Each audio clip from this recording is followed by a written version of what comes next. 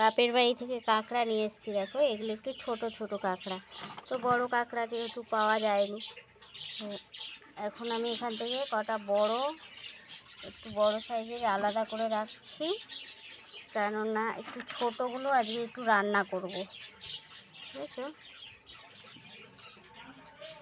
কামড়াতে আসে এরা, বাবা এই আউ আউ আউ দিয়েছি। দেখো বাপরে বাপ, এগুলো একটু আলাদা করে রাখবো, এগুলো একটু বড় আছে, তো এইগুলো ছোটোগুলো আজকে করে নেবো। কি করছি, এগুলো কিন্তু টেস্ট হয়, ছোটো বলে টেস্ট নয় তা নয়, কিন্তু টেস্ট হয়। দেখো তুলতেই পারছি না।